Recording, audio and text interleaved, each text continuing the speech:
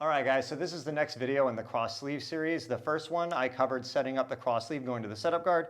The second one we did the cross sleeve going to the deep lace de la Riva and setting it up. This one we're going to look more at the cross guard using the underhook, doing matrices and going for omoplatas.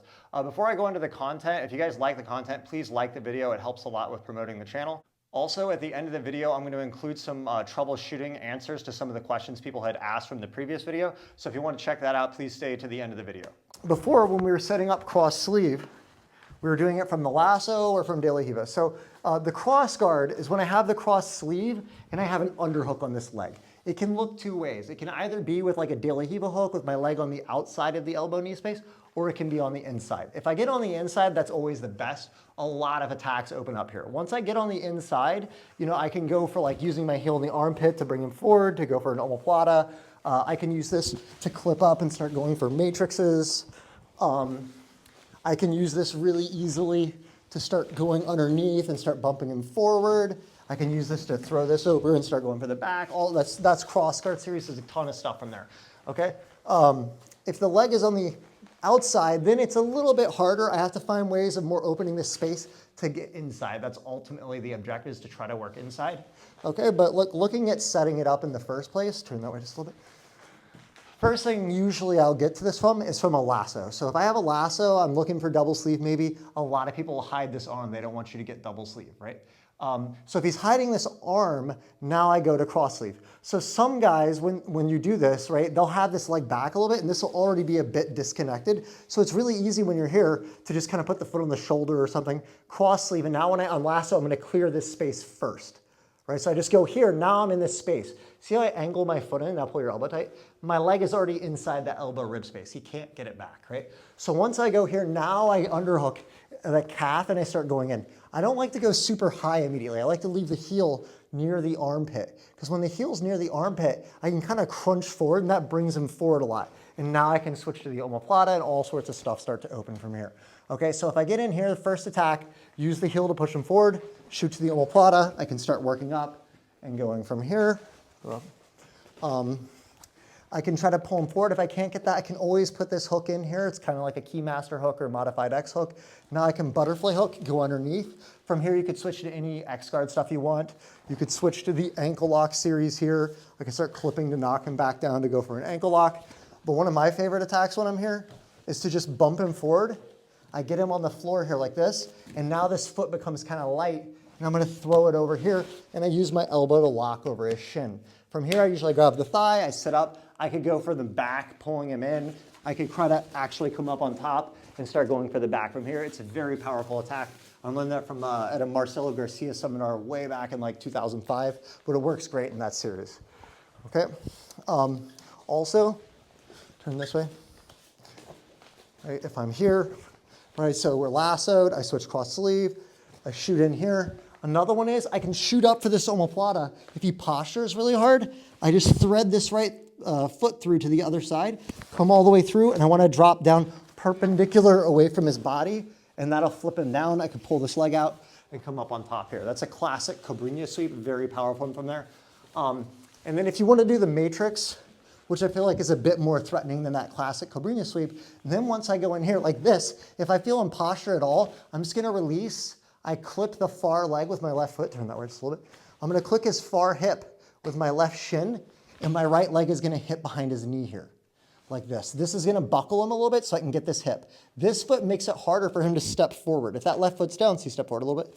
See, it's harder to go for it, right? But when I kick here, see, now step forward, this kind of latches me in. And once I get this hip, now it's easy to pull him back, shrimp out, come around here, and now I can start coming for the back. This can turn into a lot of different finish variations, crab rides, all sorts of stuff, but you're basically in. And that's basically a matrix right there, okay?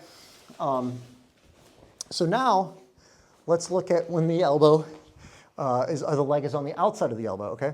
So we're here like this, I get the cross sleeve, I go here, I can't get in that space, I get the hook maybe, and now I underhook. So from here, if I have the de la Riva hook, it's still a pretty powerful position. One of the things I often work on is I try to extend the hook and pull this open. If I can pull this open, it's just like shooting an omoplata. I go straight for the omoplata, or I can just come in and start working underneath here and start going into all this stuff, right? Another thing you can do from here sometimes with this is if he's not controlling this right leg, I can put my right foot on the floor, scoot back and start pulling him, and I pull this towards the floor. Let's scoot this way just a little bit. I pull this towards the floor right before his hand posts. I'm gonna open it and cut it out like that, and it's easy to rotate through and start coming up on top, right? Again, you have to mix all these attacks together. You can't just do one. You have to understand how the pattern of everything kind of goes together, right?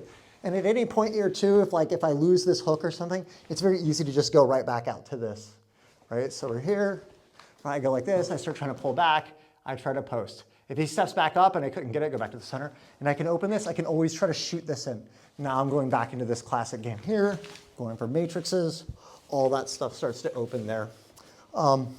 Another really powerful thing from here sometimes is if his weight's a little bit more forward, sometimes if I can bump the guy forward like this, here like this, and I can clip over that knee line, this turns into a really good bolo. Try to keep your knee up.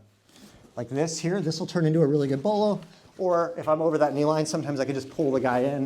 It just depends on how he responds, okay? So that's a loose overview of what you can do with that cross sleeve system. Of course, there's even more, but that was just a general overview. Now I wanted to deal with some of the questions with the cross sleeve deep lace system that I posted from before. The two questions were about the guy switching to step back for the knee bar, or just trying to drop back to pass going the opposite direction. So go up. So what the questions were worried about were basically like, I'll do it kind of the incorrect way. It's like if you get a deep lace like this here, especially if this isn't over the knee line and I'm here, sometimes guys will pull your leg out and drop back for a knee bar. And they go in like this, right? And then now you're kind of in a knee bar. Likewise, sometimes they can have your lapel maybe, and they drop back here and they force like half guard kind of and start trying to pass by dropping to like a reverse half. It's actually a very similar issue. Yeah, it's actually a very similar issue here where they drop in for half, right? So a couple things will prevent that. First off, if you're, let's get this way a little bit. First off, if you're over the knee line here, when you lift, it's a completely different thing. Make sure you extend your legs when you lift though. See, if I'm over the knee line and look at my left leg, I'm not low. When you're low here like this, now when he back steps, this leg gets pulled in, right? When I stay up high on the hip with both legs like this, it seems counterintuitive. You would think it would be easier for the knee bar, but see, start back stepping here. The more he does this, he can't get to that knee. When my leg's this high, when I'm in here, that's when this actually gets pulled out. But when this is really high here, especially with this right leg kicking in, the more he back steps here, he's just stepping into me getting the back. See, pull the leg in for the knee bar. See, it's just, there's no way. Here, I block this, and I go in here, right? So the key thing to defending that, if my right leg is over the knee line, it's just not gonna work no matter what for him. But let's say that I was doing it off the hip. That's more the risky situation. Then still, I just have to make sure I keep that foot high. And as he backsteps, start backstepping, keep that foot extended up high. Don't get lazy with it. That's how it gets pulled out. Keep the pressure up high into the hip like this. Now as he tries to pull that into the knee bar there, it's really hard. I block this hamstring. He's not gonna be able to pull that through to the hip. So as he drops back for the knee bar, it's really easy to block here, pull in, and go for the back. But of course, the best answer, and the same thing applies for the half guard drop, right, is get over the knee line and keep your legs extended when you go. Right, we go here, see how my legs are still kicking this way? Don't loosen up here because that gives him room to move. I want to keep these both extended because he's always out of balance falling backwards. I catch the hip, I pull this leg out, and go for the back. All right, guys, if you guys like the content, please let me know some future questions and positions you want to see. I'll be trying to film a couple more videos this week. As always, if you guys like the content, please like, share, subscribe.